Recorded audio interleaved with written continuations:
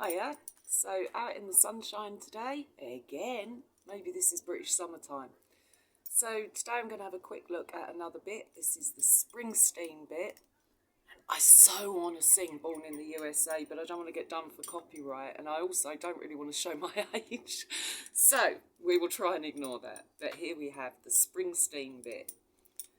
So let's just show you that a little closer. See, you've got ring there, ring here. You'll see we've got a fairly sympathetically designed joint here. It's kind of smooth, if you can see that. Make sure you can see it. Now you see the interesting thing about this bit is it aims to relieve some of the mouth pressure by controlling the lower jaw a lot more. So you would have your cheek pieces on here. You have your bit rings. Your reins on these bit rings here. And you see when the rein is activated, these spoons here entrap the lower jaw. Now there's a slot there. It should have a strap on there to keep it stable, but they're not often sold with that. So if you do purchase one, make sure that you do buy a little strap here that will stabilise these spoons and indeed the bit within the mouth. So you can see if you are activating, you're crushing the mouth with this action, okay? Now, the dentition of the horse will be absolutely key at this. If you had any sharp edges, that horse is going to throw a wobbly, understandably. But it does aim to relieve some of the mouth pressure, and by virtue of that, it aims to enhance your steering slightly.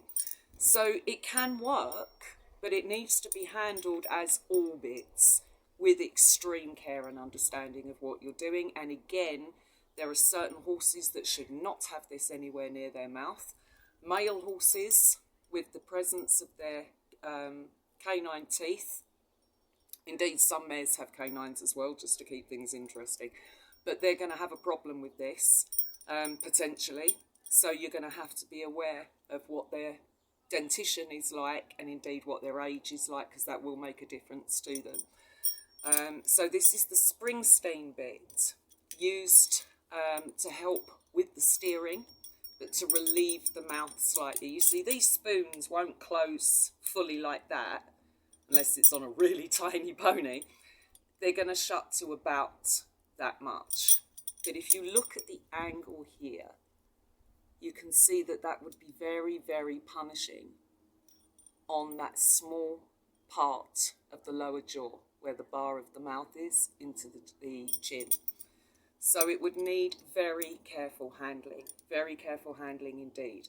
But some horses are going to respond quite well to it because it does limit the nutcracker action that we have here.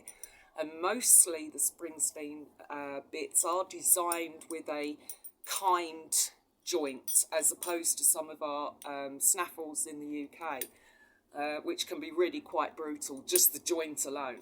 So you'll see here it's smoother, much smoother, and it will be limited to about that much action in the horse's mouth.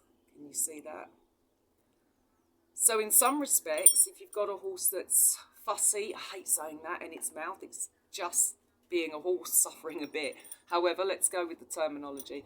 If you have a horse that's said to be fussy with its mouth, it could actually bring about and yield some results. However, because it encases this lower jaw like it does, and this is metal, remember, not leather, that's going to be a very painful option if there's any resistance offered by the horse. So here is the Springsteen bit. Oh, I can still hear him singing Born in the USA. I can still hear it. This is the Springsteen bit. If you do buy one of these, ensure that you buy a strap that will connect these spoons, because it will stabilise the whole thing, because otherwise you're going to have too much leniency, and when you offer one side of the bit to activate it, this isn't going to remain stable. So you should always just have a strap there. So here is the Springsteen bit. And I don't actually know if it was made in the USA. I'll have to look into that one. But there we go, the Springsteen bit. Anyway, Hope you enjoyed that. Like and subscribe. I'll see you again. Bye now.